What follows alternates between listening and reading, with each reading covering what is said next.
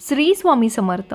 श्री स्वामी चरित्र सारामृत पारायण कसे करायचे, का करायचे, त्याचे फलश्रुती काय आहे याची सर्व माहिती मी आज तुम्हाला या व्हिडिओमध्ये सांगणार आहे. व्हिडिओ हा तुम्ही शेवटपर्यंत नक्की बघा. पारायण करत असताना उगाच कोणीतरी जबरदस्ती सांगितलं आहे म्हणून करू नका. तुमची मनापासून इच्छा असेल तर तेव्हापासून तुम्ही हे पारायण जे आहे ते तुम्ही करायला लागा. आणि यासाठी बघा, पहिली गोष्ट म्हणजे मनामध्ये इच्छा निर्माण होणार हेच एक मोठी गोष्ट आहे.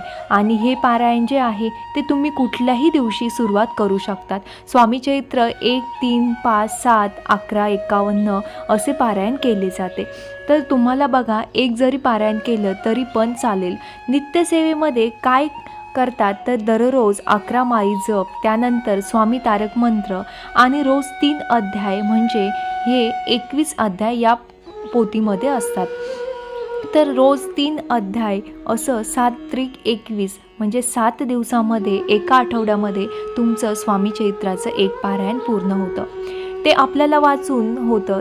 तर नित्यसेवा झाली म्हणजे परत संपतं, तर परत पहिल्यापासून आपण हे पारायण करायला लागतो.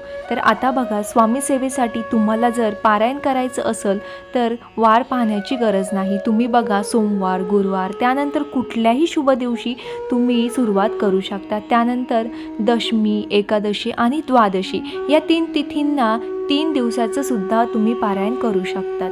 ज्यांना एका बैठकीमध्ये बसणं शक्य आहे त्यांनी एका बैठकीत बसून या संपूर्ण पोथीचं पारायण करायचं आहे.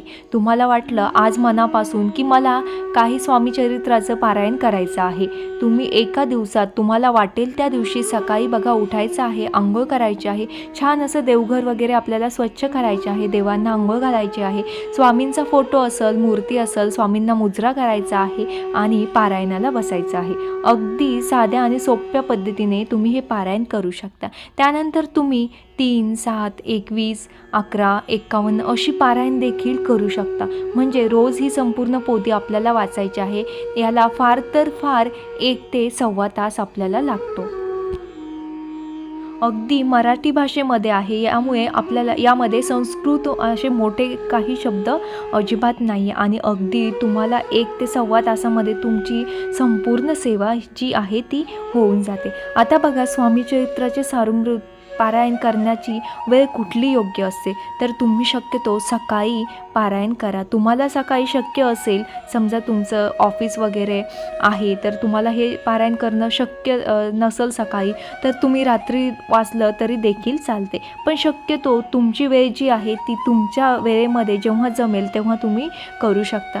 सगळ्यात पहिलं म्हणजे तुम्हाला पारायणाला सुरुवात करण्याआधी तुम्हाला तुमचे कुलदैवत यांचं स्मरण करायचे आहे. रोजचं वाचन करण्याआधी एक वेळ आपल्याला वाचनाची ही ठेवायची आहे. असं नका करू की आज अगदी एक रात्री वाचलं आणि दुसऱ्या दिवशी सकाळी आपण वाचलं, असं आपल्याला अजिबात करायचं नाही. आपल्याला वाचण्याची वेळ ही एकच ठेवायची आहे. स्वामींना मुजरा करून घरातल्यांना, मोठ्या घरात आपल्या व्यक्ती जे असतात त्यांना नमस्कार करायचा आहे. त्यानंतर मग तुम्ही पारायणाला सुरुवात करू शकता. देवघरासमोर हा ग्रंथ रोज झाकून ठेवत जायचा आहे आपल्याला. त्याला हळदी कुंकू अक्षदा वाहायच्या आहे.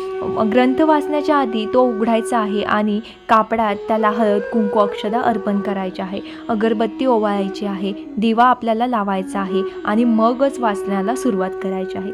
पोथीला रोज 1 फूल अर्पण करत जा. अगदी सोप्या पद्धतीने तुम्ही हे पारायण करू शकता आणि अगदी थोड्या वेळामध्येच हे पारायण तुम्हाला करता येते. ह्या पारायणाची पूजा मांडणी आपल्याला करायची नाही. जर तुम्हाला पूजा मांडणी करायचीच असेल तर तुम्ही करू शकता, पण पूजा मांडणी करायचीच असते असं नाही. तुम्ही हे पारायण संकल्प करून देखील करू शकता. उजव्या हातावर तुम्हाला पाणी घ्यायचं आहे, तुमचं नाव बोलायचं आहे, कुठल्या म्हणजे कधीपासून तुम्ही हे पारायण सुरुवात करत आहात आणि किती पारायण करत आहात, तुमची इच्छा काय आहे ती पूर्ण व्हावी यासाठी प्रार्थना करायची आहे. आणि आपल्या उजव्या हातातलं पाणी आपल्याला ताम्हणामध्ये सोडायचे आहे.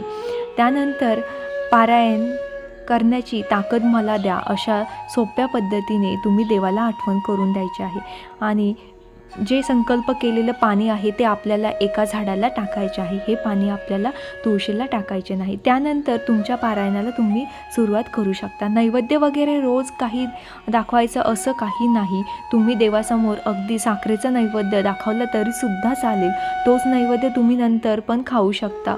आपल्या जेवणामध्ये तुम्ही हा नैवेद्य खायला घेऊ शकता. आता स्वामी चरित्र म्हणजे बघा, सगळ्यात पहिले म्हणजे मनापासून करायचं आहे. आपल्याला आपली मनातली इच्छा आहे म्हणून करायचं आहे. उगाच जबरदस्ती बळजबरी करू नका, कारण त्या वाचनाला काही अर्थ नाही. त्यानंतर वाचन करताना आपल्याला मन एकाग्र ठेवायचं आहे.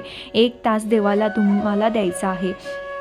दिवसभरामध्ये तुम्हाला तुमची वेळ कोणती फ्री आहे हे तुम्हाला माहीत असते. त्या काळामध्ये त्या वेळेमध्ये तुम्ही हे चरित्र स्वामी चरित्रचे वाचन करू शकता.